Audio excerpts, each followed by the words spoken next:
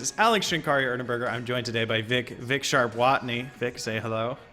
Hello, if I can talk without laughing. Yeah. Always something every week, right? Way to go, Alex. Alex did a good job. So I'm in a new space. That's why we didn't have a show last week. I was busy planning the move and stuff like that. So I'm now in sunny San Francisco, but not really sunny today. It was raining all day. So if you hear a lot of echo, that's also because we don't really have a lot of space stuff inside the apartment in order to dampen that echo. So I apologize in advance. And maybe you might want to turn down the volume just a little bit. So here we are today, another exciting episode of Retake. We are going to be taking a look at the NA and EU LCS. We're going to be talking about the news for the week. We're also going to be taking a look at picks we thought were interesting, and we're going to be making predictions for the coming week and also tonight weeks. But more on that later. We're going to be started with... Before we get into the LCS, we're going to be talking about this week's news. Number one news item was something that came up very early today, and that was the coach of Fnatic, Nico the Pico Crossguard, steps down and is going to be replaced temporarily by team manager Finlay Quay Stewart. I'm fairly certain Crossguard is as close as I can get to the pronunciation of that word or name. I was about to applaud you on those. Yeah. Yeah, so with the next news item that's going on is lots of drama coming out of the Oceanic region with Tristan XP oh my God, this is Cote La Lumiere. So it's just gonna be like the best bastardization of that name. I apologize, XP. If he wants to come on the show and tell you how to say it, that's good with us too. Yeah, that's cool. So he reports on numerous complaints he had about the organization of Tainted Minds and the lack of Riot's response. Riot has responded. They have given something in response, so they are not completely quiet. But go check Reddit. You'll find it. Yeah, go check Reddit. Go look at Riot's page. You'll be able to find it. Don't worry. We're not going to dive too much deeper into that because, drama is drama, and we don't want to be picking sides here. So news item number 3 is that the LCS has started playing on patch 7.5, which has buffs to Aatrox, Kindred, Blade of the Rune King, and an introduction of a new Stoneborn Pact. We had nerfs to Edge of Night, Exhaust, Misfortune, Rengar, Deathfire, Grasp, and Rise, and adjustments to Fizz, LeBlanc, Varus, and Warlord's Bloodlust. And now we move into the LCS breakdown. We're going to talk about our favorite series of the week. We are all going to talk about our favorite best of threes from this week. Mine, of course, was Unicorns of Love versus H2K, as well as CLG versus FlyQuest. Starting over in Europe, this was a game I thought was going to go to 3 games, because looking at it, I was like, oh man, Unicorns of Love, H2K, these are 2 great teams. And then I was rewatching the VODs just so I could get better in my memory. I'm just like, wow, H2K is doing real good at game 2. What happened? So we're gonna dive into a little bit deeper than that. Game 1, early game was very even, which is odd because usually ULL's early game is fairly weak and H2K's is very good. We look at stats, and usually before 15 minutes. At 15 minutes, UL is usually down and H2K is usually up. So it was a little odd seeing them at about equal footing in that early stage. Not getting first blood, or they also don't get first blood or first tower most of the time. They're usually on a negative spot on that. But both teams also picked fairly early to mid game power pick skirmish comps. But once the mid game happened, Unicorns start to run away with the game, as by 30 minutes they're able to pick up a 10k gold lead, and they had gotten a Baron as well, but like a bad magical journey from Unicorns had only really extended the game another 8 minutes. Like that's only Unicorns really love to go on magical journeys. Yeah, though. like I watched this Healasung just put out the journey, and they just go through the journey and it looks great. Like, oh man, we're gonna get a bunch of kills off of this, and then just nothing. Just nothing. So it really only extended the game 8 minutes. Unicorns still had such a huge lead afterwards that they were able to slowly out siege H2K. And I don't want to completely just shit on H2K for this game 1. They were still able to find advantages where they could, and they were able to capitalize on a lot of dumb mistakes UOL did, like certain magical journey, but we won't harp on that for too much longer. They focus important team fights during. They focus important team fights during. Important targets during team fights, especially when we saw that Fed Renekton going through their entire team, they were able to focus them out. But in the end, it is incredibly hard to come back from a 10k gold difference, especially against a fairly heavy carry composition, especially when you're a skirmish comp yourself. Going into game 2, H2K pick up another skirmish comp with a strong early to mid game, while UL picks up a mid game strong team fighting composition. I do like the Orianna pick that Fabivin picked up. This is to punish a lot of the short range mages and melee characters that UL had picked up, but this game just made me feel so bad because H2K gets a lead early and have the gold advantage the whole game.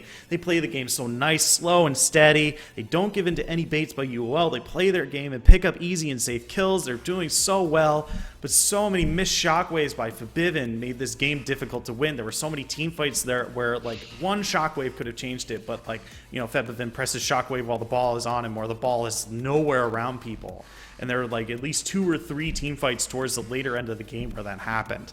And everything falls apart at around 41 minutes, and where UOL wins a fight around Baron, then again at 42 minutes where UOL win a team fight in the mid lane, and then double banner of command cheese as well as Baron buff wins them the game.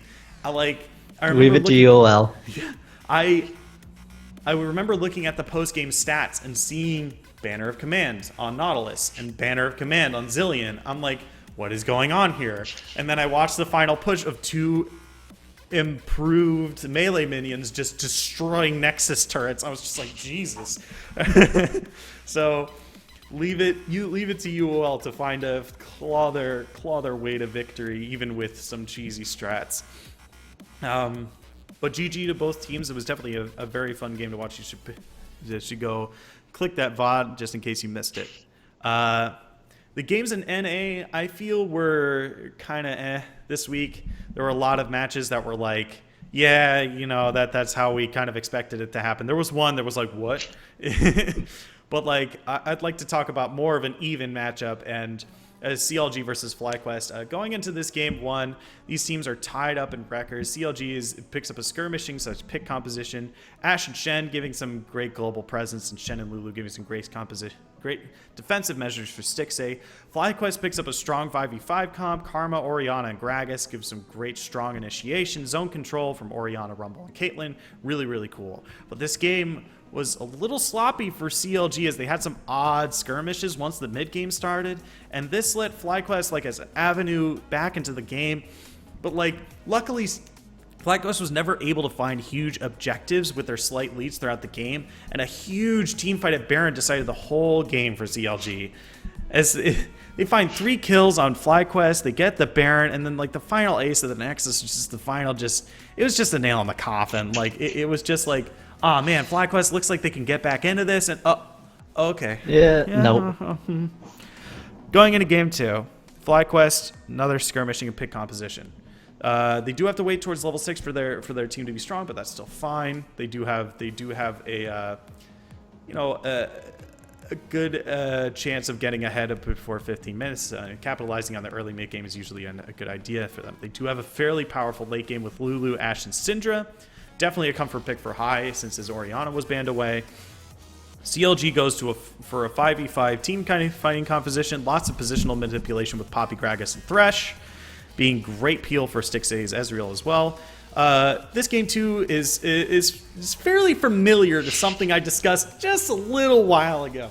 So if I had shown you a gold graph of this game and said, so which team did you think won? And it's like FlyQuest. And I would point to you and say that's absolutely incorrect. Because the gold graph so terribly lies. And FlyQuest was sporting a gold lead the whole game. But when CLG's comp slowly starts to out-tank FlyQuest and the damage starts to fall off, like I just said, they should have a great late game. Ashe scales really well, Syndra scales really well, Lulu, that's also a great scaling, with her ultimate, her shields, and all that other stuff. Great, awesome.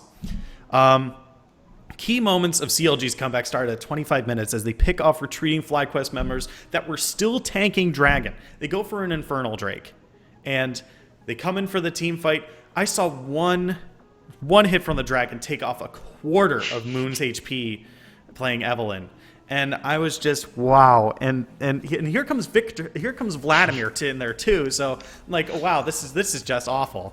So another Infernal Drake and a bot outer turret come off of that team fight. And again, at 40 minutes, we see FlyQuest overstay their welcome, disrespect Darshan and Stixie's damage, and CLG becomes their late game powerhouse. Like, usually, like, this should be FlyQuest in this position at this point because it's about 40 minutes in. But CLG has an Ezreal with Trinity Force and Muramana and 3 Infernal Drakes. 3 of them. So that feels bad. That should probably sink in the amount of damage that Stixie was doing in the late game. Like, watching 1Q take off just like a good chunk of 10% HP is just the scariest thing to watch. So Vic, you had a couple of games you wanted to talk about today. Why don't you go ahead? Yeah, I have a feeling we're gonna have a trend on this show, Alex. People will understand as we keep going, but so for NA, I'm gonna go with the other FlyQuest game when they took on TSM. Right. This was a big kind of put up week for FlyQuest in general. They'd struggled recently. They'd seemed to kind of lag behind a little bit in terms of people were starting to not get phased by Moon's Evelynn, by these kind of strange picks. They've tried like the Mordekaiser. Things just, they're not working for FlyQuest. They're starting to struggle. They're in danger of missing playoffs. This was a big week with TSM and CLG. And it's a tough task to beat this TSM team. But we have started to find TSM's kryptonite, and it is called game number 1. The draft in game 1 was very solid from both teams. No one really got that clear advantage. FlyQuest had some advantages, primarily the Lulu support, which is very prioritized, especially in this match, but kind of overall in both NA and EU this past week. But the Caitlyn Lulu bot lane, just the dumbest bot lane that is in professional play right now. It is you do nothing and you get tower at 6 minutes because you just constantly push in, and the range of Caitlyn with the protection of Lulu means you do nothing. But this game started very quick, a 3-minute first blood for balls because FlyQuest started making those proactive plays. They'd been missing. They'd been reactive. High shot calling hasn't been seen. And then all of a sudden, first blood, 3 minutes, 3 people are in the top lane. And you're like, whew, the switch got flipped. FlyQuest just started rolling. They got first tower because, again, Caitlyn Lulu at 6 minutes can push down a bot lane tower. FlyQuest got a 2K gold lead in under 8 minutes. And against TSM, that's pretty damn impressive. And TSM never really got in the game. They couldn't get anything going. They just got rolled over. Tower after tower fell. FlyQuest just made it look clinical. And it looked like week 1 and week 2 FlyQuest again. I was like, this series is going to be awesome. It's going to be great. It's going to be something Sign good. me up. Yeah, and then and then game 2 came around. But this time, I think TSM really had the advantage coming out of Champ Select. They got that Lulu pick in second rotation. Neither team really had shown yet the first pick Lulu, but it was still very contested. This time they got Bjergsen his Vladimir, but into a better matchup. He played a game 1 against the Syndra. It was iffy. But into Zed, that's a matchup that people tend to see in Vladimir's favor. And they got it this time. TSM had one of those comps that a lot of people don't like because it doesn't do anything well, like very well. It doesn't siege extremely well. It doesn't necessarily team fight that well, but it does everything pretty good. Yeah. And that's really all they needed to do. This game was a lot slower.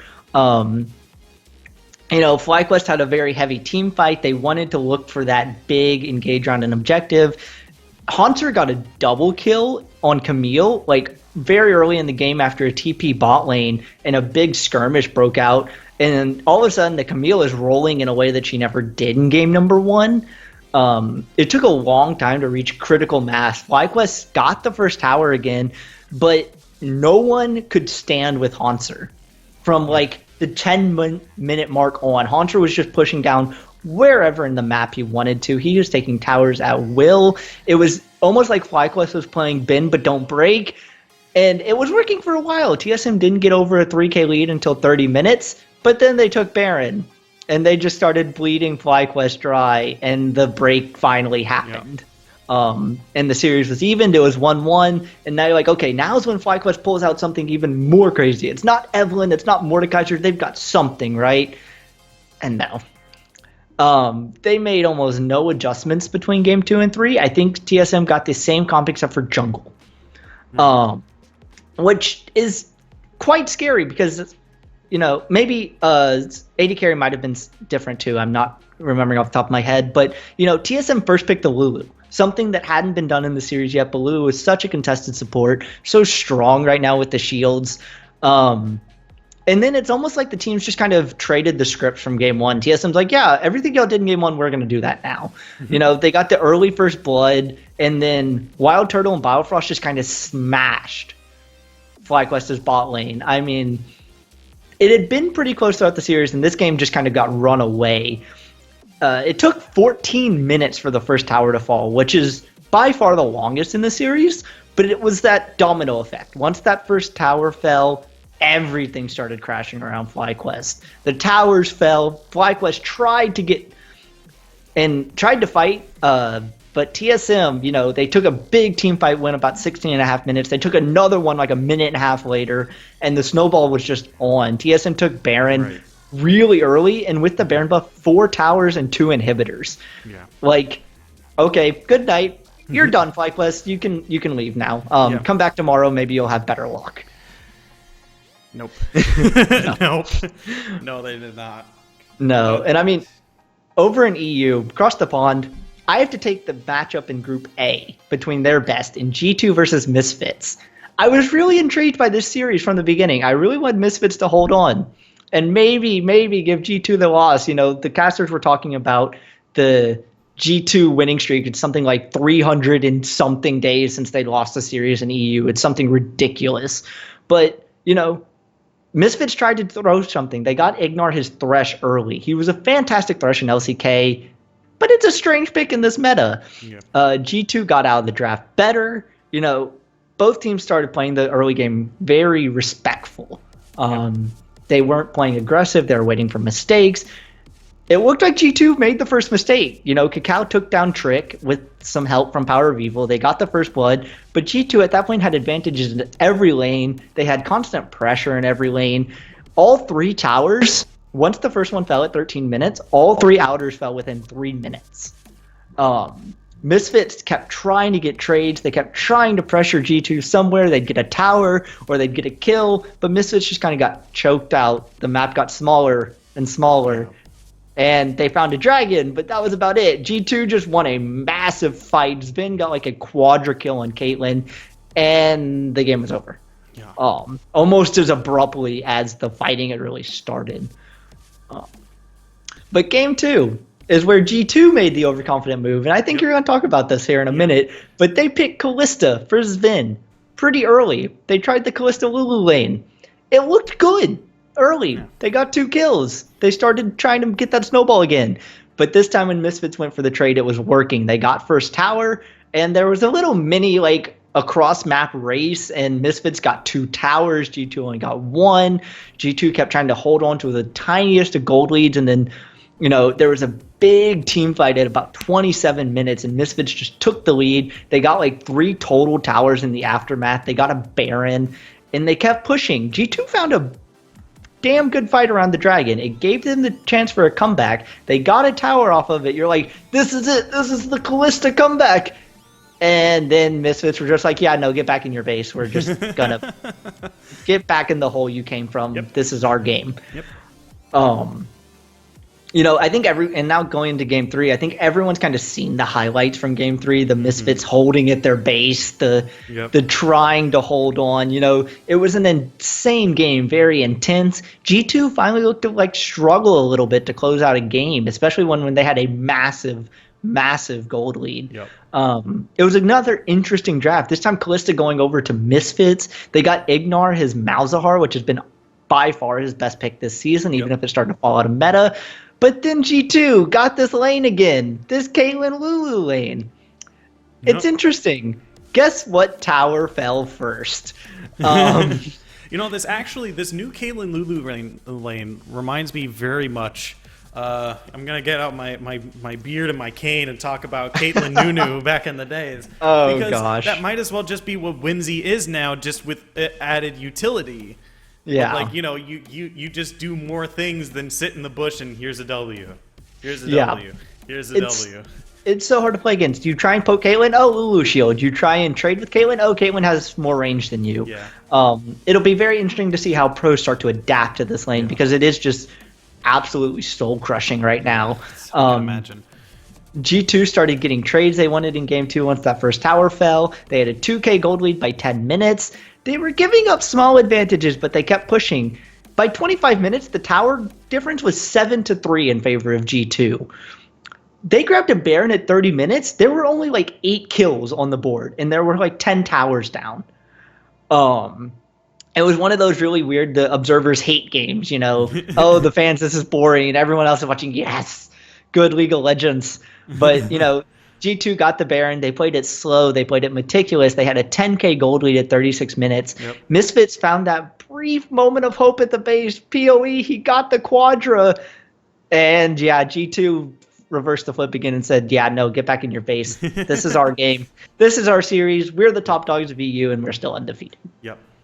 And with that, we're going to move into our interesting picks for the week. Moving on to the next topic, we always see the pros trying to counter the meta with their oddball picks. We're going to talk about what picks this week had us excited and what made us go, uh-huh.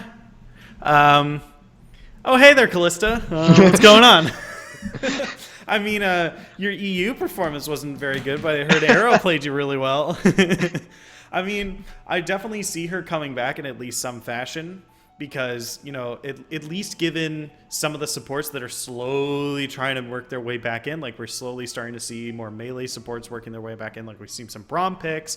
Thresh isn't exactly a melee, but, he's a melee in my heart because he builds a Relic Shield. But we also, Lulu isn't a bad target to throw in the middle. She has her, wild growth. And flashbacks to the Janna days. Throw in Janna for the ult. Yeah. I mean, it's hard with this week's results from both NA and EU for me to be convinced that Callista is going to make a big comeback.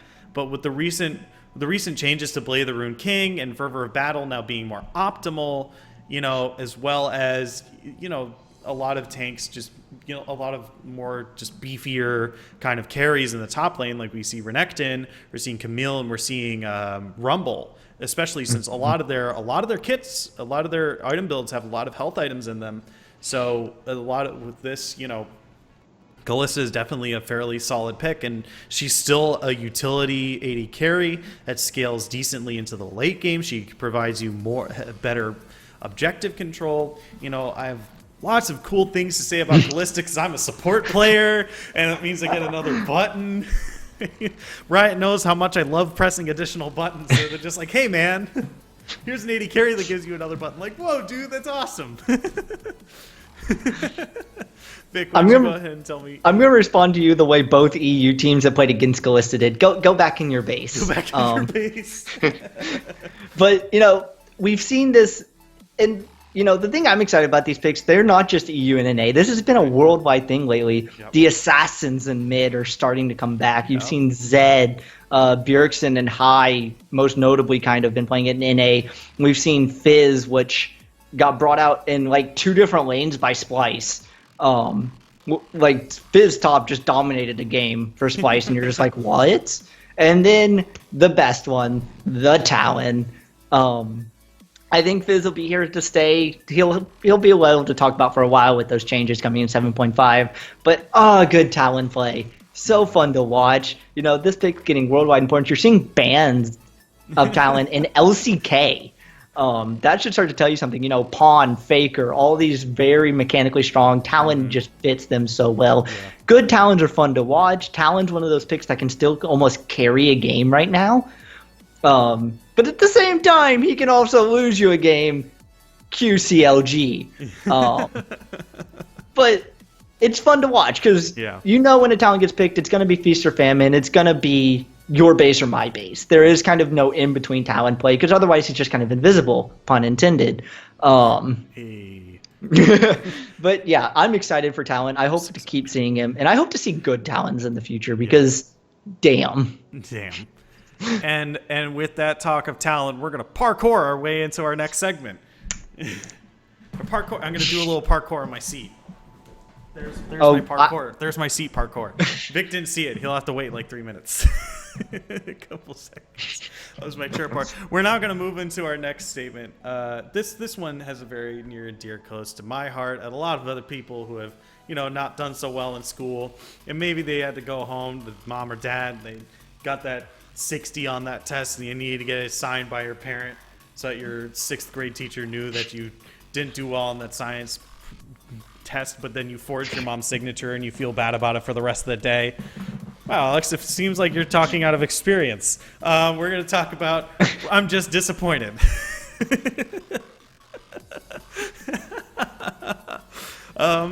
I think me and Vic kind of agreed this week of what we were both kind of disappointed about. So I'm going to I went a little more extreme than you. Yeah, he was a little bit more extreme, but go ahead and tell me. Yeah, you tried to keep this calm, and I went no way. So, I live in Texas. I'm from NA. I want to see the region do well. So this may be very cynical from me. Right. I'm disappointed in NA. Just in NA right now. Coming into the season, everyone had some really high hopes. There was a lot of feel good in the region right now. You had the import of Someday, of Chaser, of some of these very top tier LCK players. I mean. Right. Someday's been considered one of the top 3 tops in the world for the last couple of seasons. Yeah. So, there was some things that, they can be Western contenders. Finally, it's not just EU reaching these semis. NA can do it again. C9 looked good. FlyQuest looked like the revival was happening. TSM and Dignitas were having these issues, but they can be fixed. There's time. Right. And then it all just kind of crumbled down on everybody. C9 and FlyQuest have had some of the worst weeks of the season over the last couple weeks in general. C9's drafts have almost looked like they've lagged a patch or two behind, which with a coach like Reaper is very interesting to see happen. Yeah. And, while Dignitas and some of the other teams have started to rise, they haven't risen to the level when you look at Dignitas' roster, WOD should be able to be carried. Yeah. And TSM all of a sudden looks like NA's big chance again. There was that interview with Double Lift how he talked about TSM was NA's best chance. Yeah. But last year we had the COG miraculous run at MSI that gave NA a good international result. Yep. IEM had some good NA results, but we're not going to focus on IEM here. We're looking at Riot events. Yep. And I hate to say it, this might be the year when you look at MSI and Worlds, that NA does not reach a semifinals at an international event. I would totally agree with you. When I go and do research for this show, and especially when I'm trying to stay informed and stuff like that, I go to a bunch of other shows, and there was one show that was ranking the top 10 LCS teams, and they were talking about the top 5, and they just wanted a top 3. 4th would just be gone, and then have all the teams from 6 and down. They couldn't honestly look at I think it was last week that this was being discussed, and it was between FlyQuest and Dignitas getting the 4th and 5th spot, and they were just man, I can't look at both of these teams and say they're honestly within the top 5 teams of NA. And when you get a situation like that, I can't even remember a time in NA where it was this bad. You know what I mean? Yeah. Especially with Korea. Look at how competitive Korea in LCK is right now. Yeah. Everyone's losing to everyone. Yeah. Someone beats SKT the next week and then loses to the Rocks Tigers. Yeah. It's so weird, the influx of players back to Korea. This is the strongest Korean region I think we've seen since Season 3. Yeah. And for NA to be having the worst region, possibly since Season 2. Yeah. Says something. Oh my God, Season 2. Oh my God, I have a lot of very angry. Let's not talk about Season 2. I have some very angry things to say about Worlds Season 2. We got a few months to get there. Oh my God. Okay, but if this was the summer split and we were sending TSM Cloud9 and Phoenix 1 to Worlds. I don't think maybe TSM gets out of groups. Yeah, maybe TSM gets out of groups. Because they're going to be lucky and they're possibly going to dodge all the Korean teams. Right, maybe. We get like oh man, what was it Albus Nox Luna? We get an Albus Nox Luna. But look at because we're sending TSMC 9 Yeah. P1. EU's sending like H2K, UOL, and G2, or Right. UOL, G2 Misfits. Right. And then you look at like Korea. Korea's sending KT, SKT, and either Africa or Samsung or 3 other teams. Okay. That are all Side fighting. note, really quick. I'm sorry, but like Africa Freaks going to Worlds is like the strangest thing I have ever heard on this show. But continue. Worlds would have to be streamed on Africa. Confirmed. Yeah. But no, I mean, people are maybe looking, but what about LPL? LPL has looked like trash this season. Yeah, no one watches LPL in the West. Let's be honest. I'm sorry if Kelsey happens to ever watch this show. I deeply apologize for that statement, but it's true. But yeah, we'll talk about that as we go. Hopefully the NA teams find some redemption, but just right now, I'm just disappointed in them. I'm kind of disappointed as well because like we saw like a lot of these teams have like some of these teams that have fallen to like 5th and 6th place have like a fairly strong start, and seeing Liquid struggle is also like kind of upsetting to me because I was a Liquid fan for the longest time. Like I have my cursed jersey somewhere like but like it's just very upsetting to see teams like, especially with a long history, and even teams with like players like High and Balls and Lemonation just having just such a very bad like losing streak and have a very bad time and struggling to find their footing. And it's usually at times like this where people like, oh, such and such should retire. It's just like, dude, you need to chill. Like they may not be doing so well, but they're still very good. And don't get me off on that. I don't have enough fingers. Yeah. And I think that's all we have to discuss about that topic. We are going to move on to our next thing, just a little bit more exciting, because it's a little bit more pumped up. We're going to talk about what's got us hyped. Our next topic, we'll be making predictions for the future. We're going to be talking about matches that you guys should watch in this coming week, and we're going to make some predictions about their outcomes. Never before did I think I was going to say this, but Phoenix 1 versus TSM is possibly going to be the most hyped, possibly the best game to happen in NA. And for those of you who've been watching this show a long time, I probably say that a decent amount, especially this season. Phoenix 1 has emerged, if you will, from their ashes to become...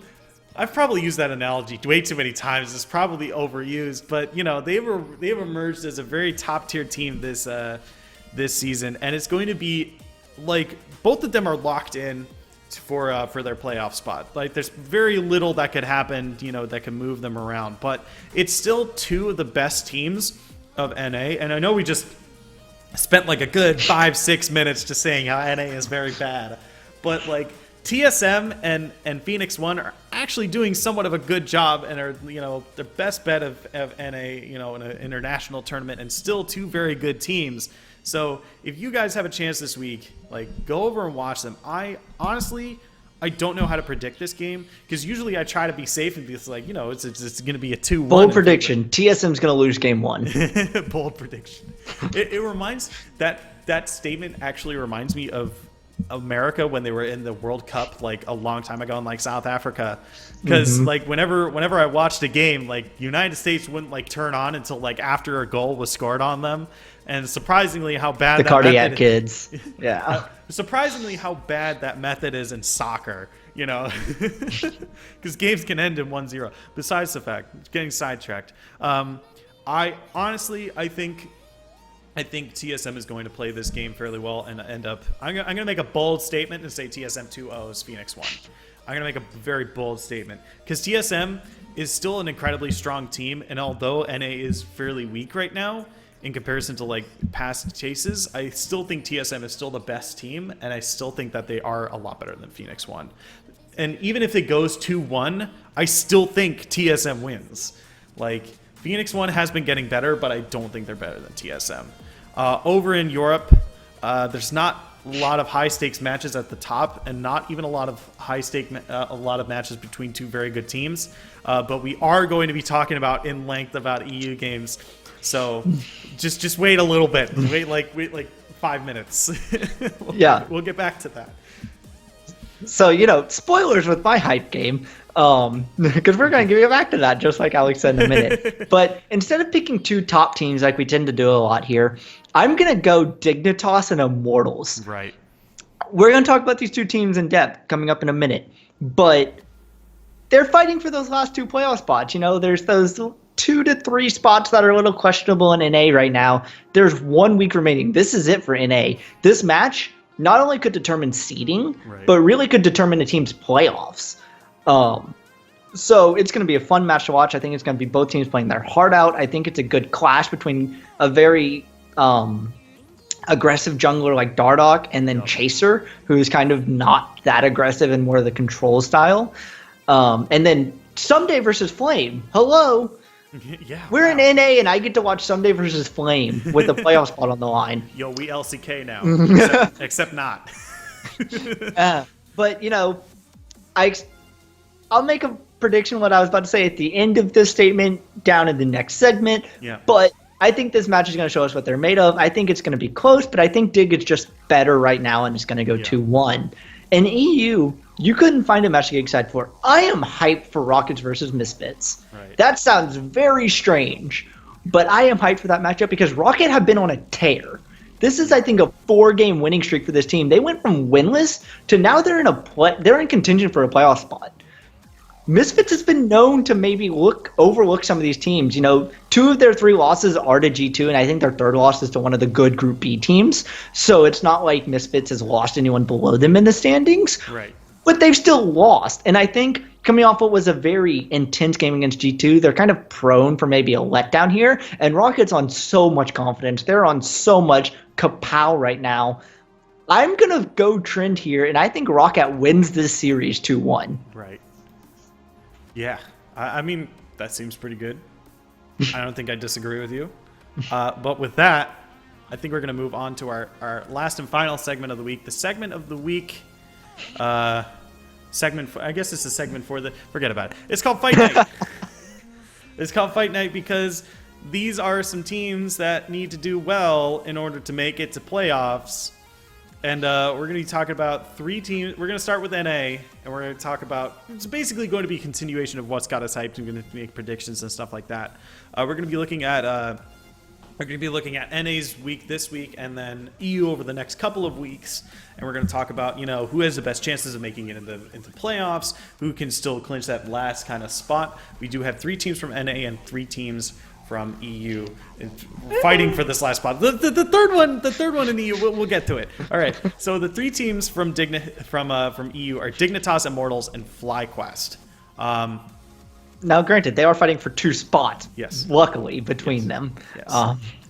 They're fighting for 2 spots. Dig currently is sitting at an 8-8 record. They have to play against C9 and Immortals this week. It's kind of rough, all right? So next up we have Immortals, who's sitting at a 7-9 rating, and they need to play CLG and Dignitas this week, obviously, right? And then finally we have FlyQuest tied with Immortals at 7-9. They have to play Echo Fox and Liquid this week. So going just by these standings, I think me and Vic agreed with each other, saying that Dignitas probably has the hardest schedule this week. Like, having to play C9 and then Immortals. Like even a slumping C9, yeah. Like, even if C9 is slumping, like, they should, at worst, it's an even matchup, I feel. Like, because C9 is still proven to be a lot of a better team most of the time against Dig, right? It's been more 50-50.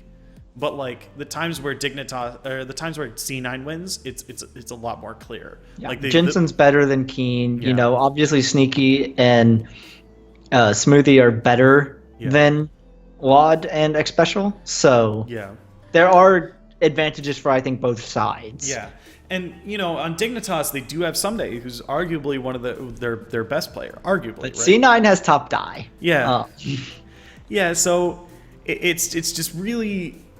It really depends on the matchup. Like once again, this is obviously Dignitas's hardest week, right? They need to get that spot, and they're going up against C9 and Immortals, right? Two like even to losing, and an even to losing matchup and an even matchup. Yeah. So it's going to be fairly hard for them. Immortals, however, have CLG and Dig, which is our not easy either. It's not fairly easy either. They have the same kind of like, okay, it's an even to losing matchup, and they have an even matchup. So it really depends. And on top of that, since Dignitas and Immortals are playing each other, that could very well swing which goes in which's favor, right? So the only way I could see this the worst thing that can happen is that Dignitas and Immortals both go 1-1, and they need to do a tiebreaker. I'm fairly certain that that is correct. I think it depends on game score at that point. It would be very interesting to see. Because I think if Immortals beats Dignitas, then they're both at 8 and 9.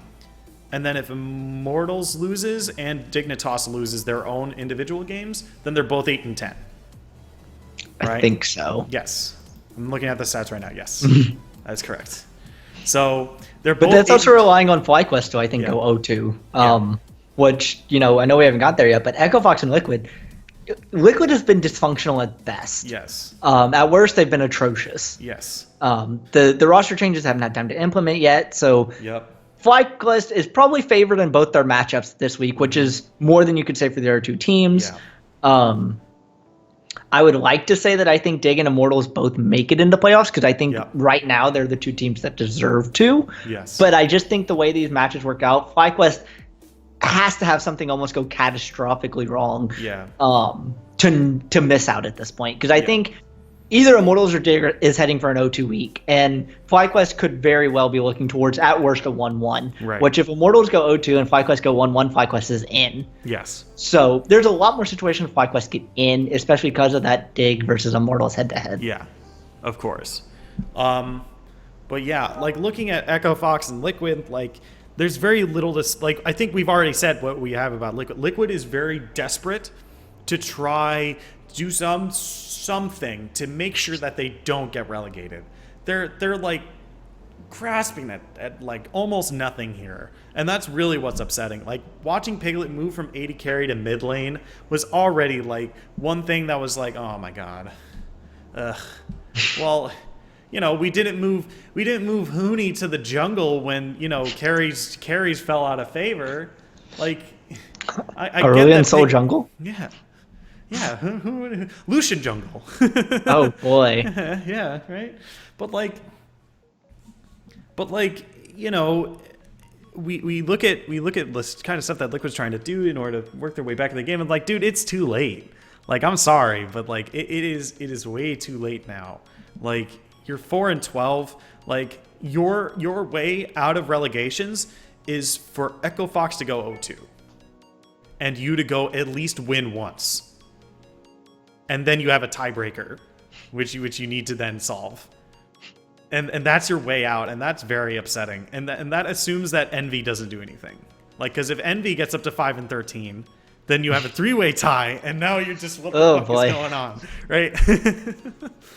So Liquid isn't looking too good. Echo Fox isn't looking too good, and like they're. I feel like Echo Fox's game right now is just try your best not to lose. But like they're gonna play against FlyQuest, who has beaten them in the past multiple times and fairly handily. So I don't know if like I think this is what I'm ultimately trying to say is that I think I definitely agree with you that Echo Fox is definitely going to have, or FlyQuest rather, is going to have, an easier time making it into the playoffs than say Dig or Immortals. Yeah. With that, we're going to move over to EU. We have 3 teams to talk about. We have Fnatic, Roccat, and Giants. Good old Group A, giving us something to talk about because Group B is pretty much set in stone except for that maybe top seed. So as of right now, the standings as they read right now, as Fnatic in 3rd place in Group A with a 4-6 record, they play Giants, G2, and Misfits. In 4th place in Group A is Roccat with 4-7, and they play Misfits and G2. Giants is in 5th place in Group A and is 2-8 and plays G2, Fnatic, and Misfits. Did you guys sense a pattern here? Because everyone in Group A is screwed. Yeah. And they have to make one more rounds with each other, and this just means Fnatic goes maybe 1-2, Rocket goes 0-2, and Giants maybe goes 1-2. Like, I don't see a world where Fnatic, Rocket, or Giants takes a game off of Fnatic or G2 or Misfits, unless they pull off some weird, like, we're playing Kog'Maw, Trinity Force, Ginsu's Rageblade, and you did not see it coming ever. It's just, that is the only thing I could see. Like, they get a miraculous 2-1 in one game, and because of that, they are now in the playoffs. Yeah, right? And for anyone questioning why we put Giants in there, because there is the sliver of hope that they make it in. If they 3-0 and have a lot of other things go in their favor, they will slip in from the depths of the relegation zone. That is actually their only path to victory. I have considered, like, okay, so Fnatic and Rocket both have to lose all of their games, which is. And then Giants has to win all of theirs. That's the unlikely part of that. Yeah, that is the unlikely part, which is funny because that jumps Giants right from 5th place right up to 3rd place, which is, we did it, boys. Yeah. And I want to have belief in Rocket. That's why I kind of picked them to upset Misfits this week. Woo, go Rocket! I want to see the train rolling. Yeah. I think it's going to run out of steam. You talked about they only have the 2 games remaining. It's against the top 2 teams in their group. Yep. Fnatic's got the advantage. They play a weaker Giants squad. That one win will put them 1 game ahead of Rocket. And they can just kind of coast if Rocket don't pull an upset. Right. Rocket have pulled upsets, though. Yes. They've kind of started this little habit of theirs of pulling upsets. Yes. I'm a little scared if I'm a Fnatic fan right now. I mean, I'd be doubly scared because, we talked about earlier, there's a change in head coaches. We're not entirely what is their draft going to look like? Yeah, what is the draft going to? We've never seen this team manager, perform on the stage. So what is this pick and ban phase going to look like? We can't, make any assumptions and say it's going to be worse or better. We can just, only sort of guess. You know what I mean? Yeah, I think if you're a Fnatic fan, you're hoping and you're kind of relying on the fact that your team is still mechanically sound in most lanes. You hope so as this tilt holds off for a couple of weeks. Yes. And you can get through this and get into playoffs. Do you make a playoff run?